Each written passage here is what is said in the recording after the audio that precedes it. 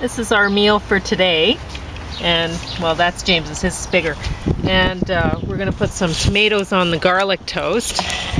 And I don't know what you want to talk about today, James. Well, I've got some books here to review. Okay, you do that. Like that. So actually, a couple of them I've reviewed already, but I've got them here for comparison purposes. Okay, well go ahead and start. I forgot something. So I got a couple of books to re-review and review. So what we've got here is something I finished quite a while back. Archie and Friends, a double digest, a double dose of Archie from over the years. Archie and a variety of backup characters and stuff like that. When I was a kid, it doesn't matter what the comic was called. It was about Betty and Veronica. Yeah, friends. Including this geeky guy called Archie. So I'll read anything. Yeah.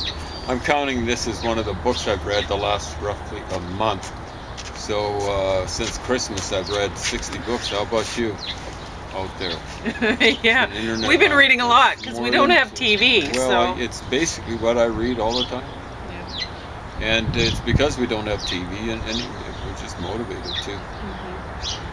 That's an average of more than a book a day. Keeping up.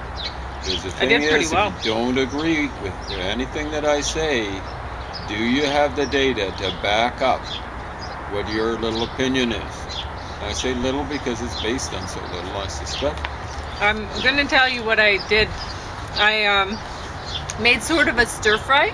I used kale and shredded Brussels sprout mix that I had in the freezer, which was more freezer than it was kale and Brussels sprouts from the look of things, but it actually tastes good.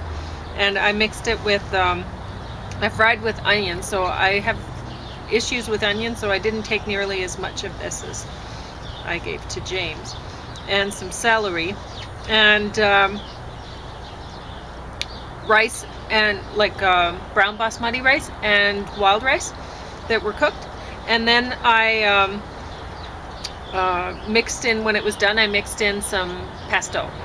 And then I put pomegranate arils on top, and it's delicious. Which seemed to work with almost anything. It's so good. I wouldn't advise it putting it on fish, but and then I put caramelized onion hummus on some red bell pepper.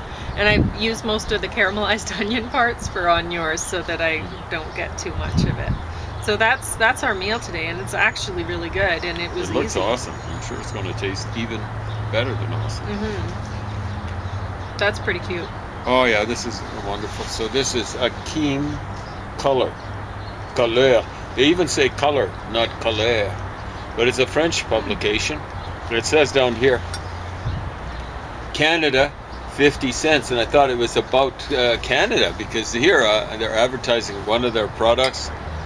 Tous les mois, as every month, les célèbres loups de l'Ontario vous donnent rendez-vous dans Captain's Swing. So these are the celebrated wolves of Ontario. And the artwork on this, I've got to say, for something this small and this far back, is pretty impressive, wouldn't you say?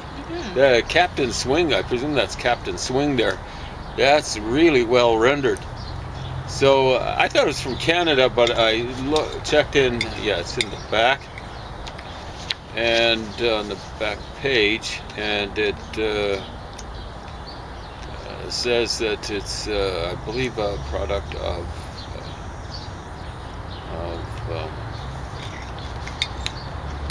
Paris. What page did they put that in? Second page. It's France. It's got a franc. It's that old. It doesn't have euros.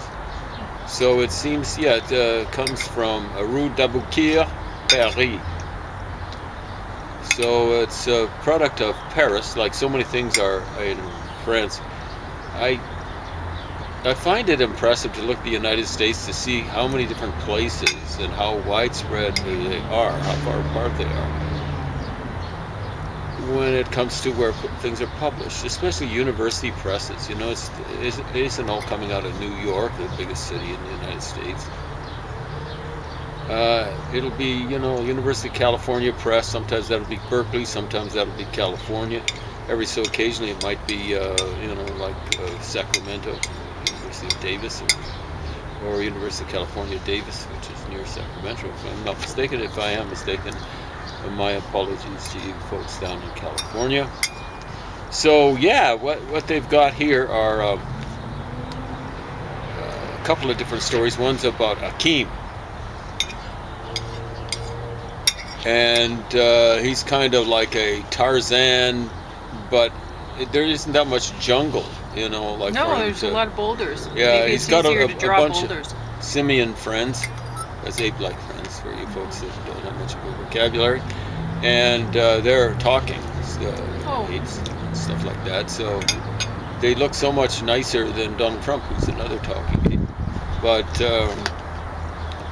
these guys don't have comb-overs. That's the other nice thing about the orange comb-overs. But yeah, they're fighting. Now it is good. Like the guy who's dressed in a leopard skin and stuff like that, he looks very European. So I don't know what his problem is. Presumably this is in Africa. I don't think the great apes are discovered anywhere else except for Donald Trump. He's down in Mar-a-Lago down in California. I think he's hiding out from the law down there. I don't think he wants to appear in New York anytime soon. The powers that be are looking to put his buttocks in stir, as they say. Hopefully it's in stir. Hopefully he ends up the rest of his miserable years in serious jail. I'd like to see it in Attica, New York. Or maybe, does Attica, New York still exist? Maybe you folks out there can get back to us on that. There was a big riot there, something like that. Maybe it was a police riot or something like that back, I think it was 1970, a long time ago. I'm showing my age, but I almost always do. And then this one's, the artwork for Akeem is just not that good. Well, I mean, since you got the cancer, you're showing your age. A little bit, yeah, especially physically. So then there's La Dynastie de Derville. I'm not sure exactly how they'd want to say that because it's supposed to be in England. I'm not sure. It's in a manoir, something like a mansion. And there's a director of L'Orphelinat, so that's an orphanage. So the artwork for this one is actually quite a bit better, wouldn't you say? Yeah, it's actually fairly good. So this was published, as I was saying, when was it, 68 or something like that? No, it's 1973. So I don't know if they're still in business, but would I recommend it? Whatever you do, don't buy this sort of stuff. You do run across it used, maybe grab it. Oh yeah, they had in the middle here. These are so salty. Sport thing. What is it? Gérard Larousse, l'homme qui roule plus vite que son ombre. So the guy who rolls faster or travels faster than his shadow. And he was a Formula One racer. I can't remember him. I used to follow Formula One racing a little bit. But Larousse, Gérard, was that Gérard? Larousse? Yeah. So I guess he was famous enough to have this multi-page story about him and stuff like that. Maybe a half dozen pages. I even read all of that. Oh, this is my favorite part of it. 45 reviews. In other words, not LPs, 33 and a third or whatever it was. 45. These are singles. So had I heard, Nana Mouskouri, or Mouskouri, however they pronounce it. I'm going to forget by forgetting. I'll finish by forgetting. And Melisse Mou, I'm not sure exactly what that means. Mou is kind of like a pout or something like that. Melisse Mou. So it's they have the covers for the singles and stuff like that.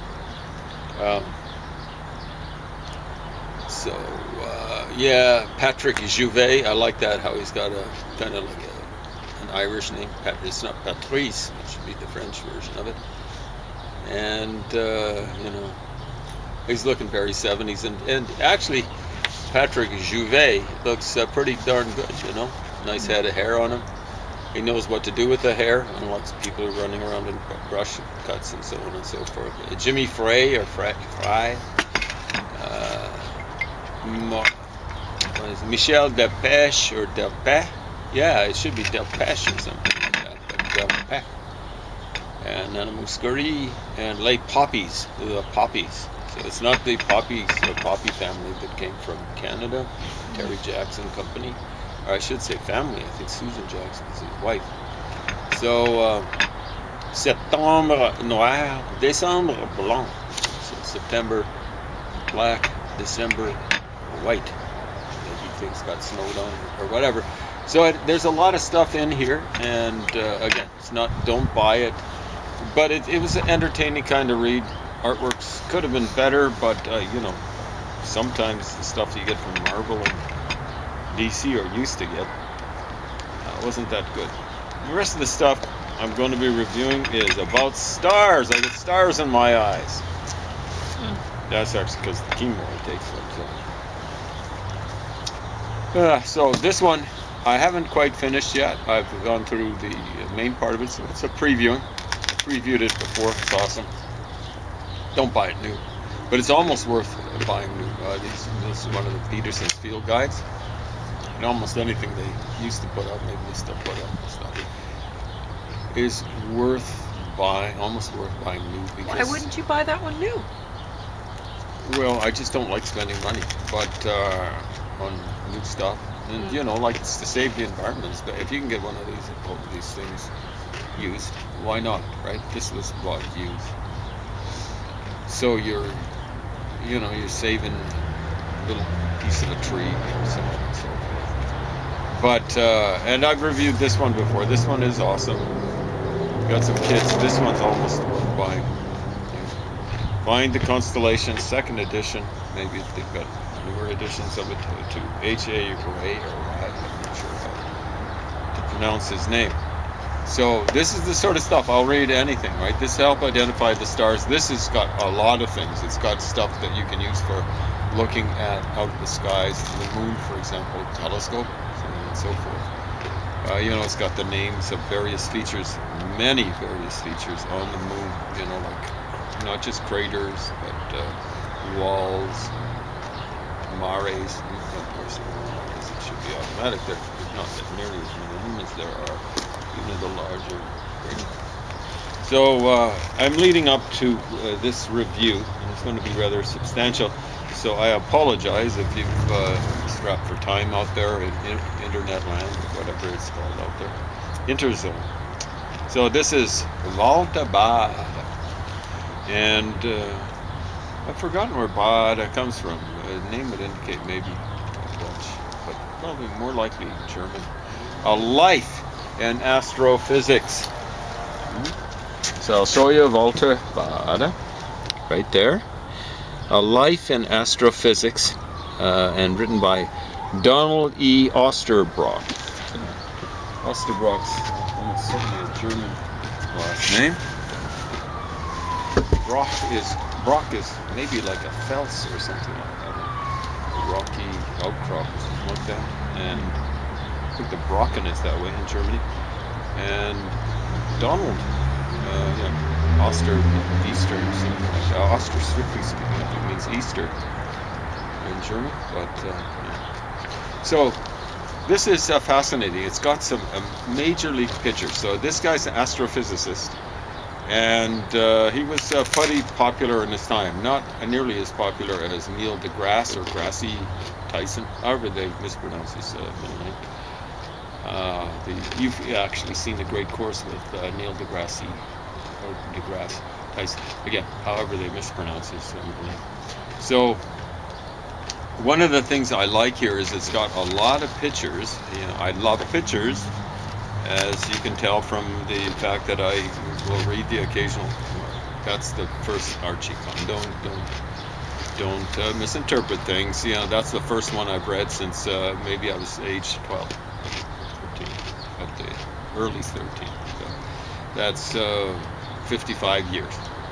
That was for review purposes. It's not as though I kick back and try to entertain my small little mind with stuff like that all the time. There are I'm other sorry things I'll about read. my Like, crunching. Should oh, I stop wasn't even crunching? noticing. No, go for it. I mean, food was made to be eaten, and if you're eating, I wasn't even noticing. And if people are noticing at home, then they're noticing the wrong things. They probably can't stand what I have to say, or whatever. And so let me see if I can find some of these horrible people, skunks who have helped to give people this weird medieval, middle-aged kind of view of reality. It's not a view of reality. So these skunks who have visited the Big Bang on us, who visited relativity on us, help visited it on us and stuff like that. So there are pictures of people at, I don't know what they call them, seminars or where they get people together, and some skunks give, there's a guy called Minkowski.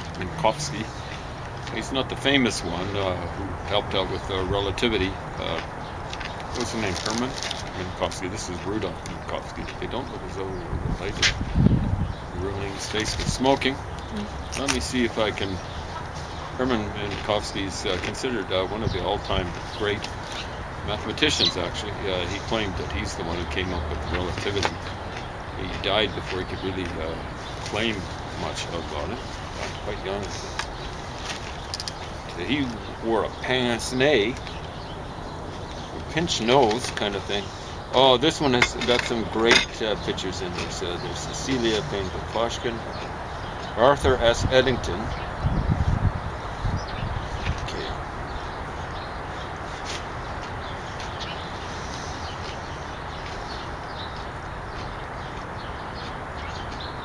Yeah, there we go. Oh, so he's a real scoundrel.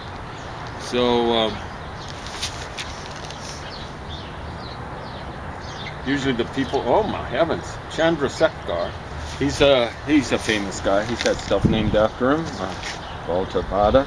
So there we go. I'll point some of these folks out to you. So here's Walter Bada. Apparently he's a friendly sort of fella. There's Chandrasekhar. He's had stuff named after him. So Subramanian, something like that for first name. Pardon me if I badly mispronounced it. I'm almost certain. So and we've got Cecilia Payne-Gaposchkin right there. I commend her. You know, like this is as some people might say, a real astrophysics was, and probably still is to a certain extent, a real wiener party. But she managed to work her way up through the ranks, and I think she was working out of Harvard, of all places. We'll see some skunk that she was working with later on. Russell, I think he had stuff named after him right here. Looking quite academic. I think he had something to do with the Russell Hertzsprung diagram. It's a way of arranging stars. It's probably seriously misarranging. Here's a real skunk, Arthur S. Eddington. He's the guy who said to someone,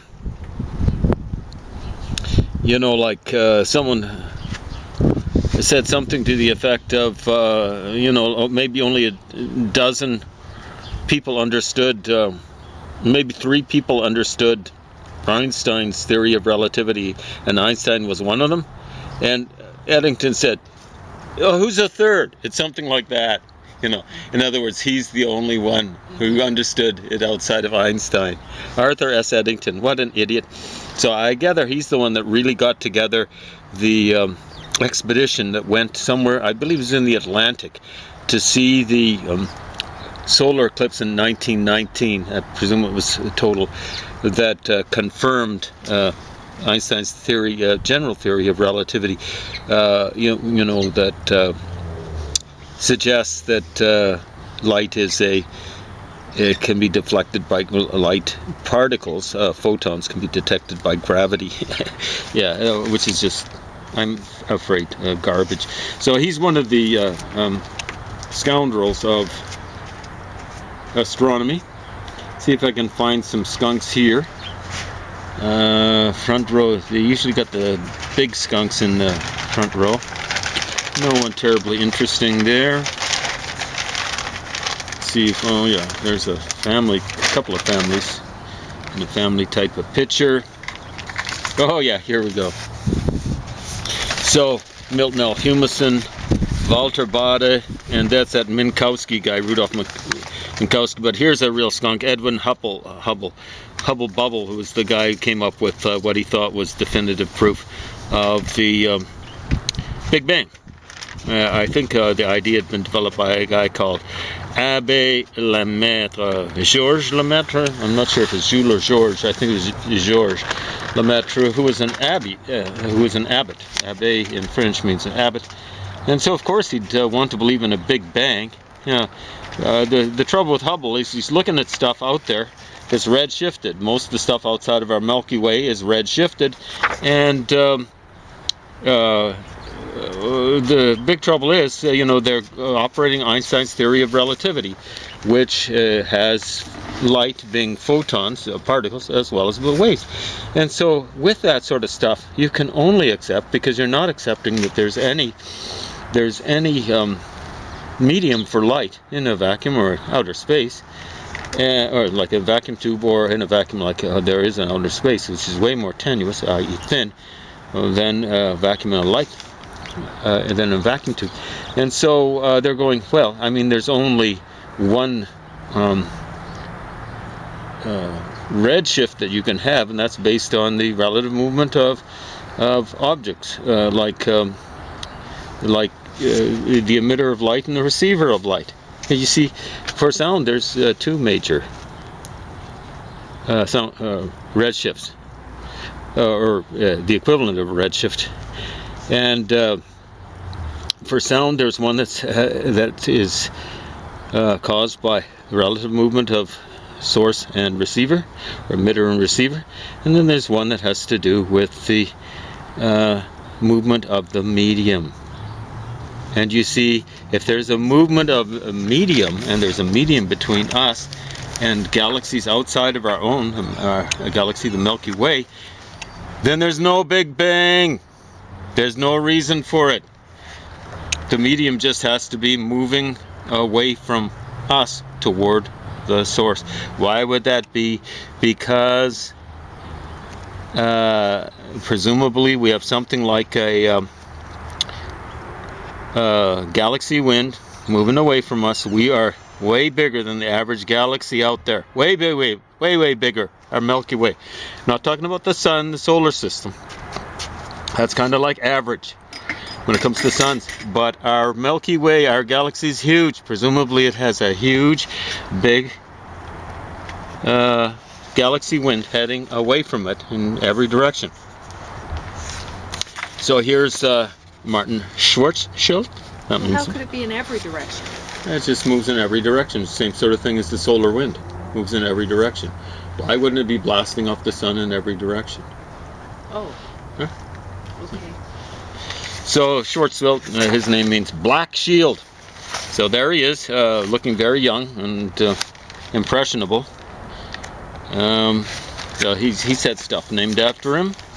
Oh yeah, here's a bunch of skunks too. But front row. Why does the Milky Way look narrow? What do you mean narrow? Well, it doesn't. That's the material. It's not the energy coming off of it. It's a particular form of energy, or what would be like the sun. We don't really see the solar wind coming off of it. We just see the stuff cooking, kind of like on the sun, right? We get the light off of it. It's a different sort of thing. So I think there's only one really bad skunk here. I think Walter Bade was basically more into observation. Harlow Shapley, he's the skunk who got Cecilia Gaposchkin Payne to write a hatchet job on Velikovsky back in the day. I want you to understand, I'm not a Velikovskian, but I'm a scientist. And I'm a person who believes in democracy, and I believe in free speech. This guy tried to shut him down, and a sociologist shut Velikovsky down, not get him published. he was arranging, and it worked. He wasn't published in the in the academic kind of press. It worked. And one sociologist said, well, the reason why he was going after Velikovsky was he was considering Velikovsky as being a mouthpiece for Christians. This is around 1950, or exactly 1950. And he was figuring it had something to do with McCarthyism, and he'd actually been called up in front of, I believe it was McCarthy, to try and explain his activities. Now, I've been told, and it might be true, that this guy was a communist. Eh? Communist, Harlow Shapley. Now, Cecilia Gaboshkin-Payne said later on, she was a mouthpiece for him, she said he was just into kind of advertising for himself. And yeah, that's largely what he was. He was the kind of guy, if I'm not mistaken, who was saying, before they kind of settled the hash, he was saying there's nothing outside of the galaxy. He figured that that was the limit to everything. Can you believe that? How stupid he was? Nothing outside of our galaxy. There's galaxy on galaxy outside of our galaxy. You know, that's Harlow Shapley, brilliant scientist, and a person into a censorship of other scientists. Velikovsky wasn't a great scientist by any means. He got so many things wrong. His when it comes to his thesis that Venus was thumping around the inner part of the solar system, having close encounters of the worst kind with Earth, is just doesn't work out.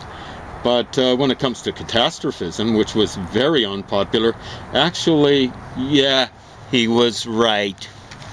You know, like 30 years after he published, 1950, all of a sudden, was it Luis Alvarez? And I think he's the older one, and his son were pointing out that at the Cretaceous Tertiary boundary, the KT boundary, there was a layer all over the world. They first discovered it apparently in Gubbio, Italy. Not very thick, maybe that thick, we'll say that thick, of deposits all around the world that have radioactive material, and they were figuring, he and his son and others, that that was left by a huge meteor or comet impact. They figure it was a huge impact off of the Yucatan Peninsula right on the border of it. But that's, you know, in the 40 years since. So Velikovsky looks to have been right. So left to right seated, there's Fritz Zwicky. He's famous, he should be infamous, astronomer. Let me see, Humeson's famous, but we won't dwell on him. Oh yeah, there's a guy, Alan Sandage. He's more of a astronomer in the sense of actually viewing things and not saying stupid things. Let me see if I can find some more skunks here. I have to Jean-Krause, Stanley Wyatt, Owen Gingerich, and I believe this tall guy here, George Gamow. And I always have a soft spot in my heart for Gamow. He had a sense of humor. I think he came from Russia, but he's a physicist slash astrophysicist, and he had a lot of stupid things to say. Over here, right here on the end there, I don't know how they mispronounce his name, Carl A. It should be something like Seifert, but they probably say Seifert or something like that, the Americans do, but they not very good with languages. I'm pretty lousy with pronouncing languages, but I try to get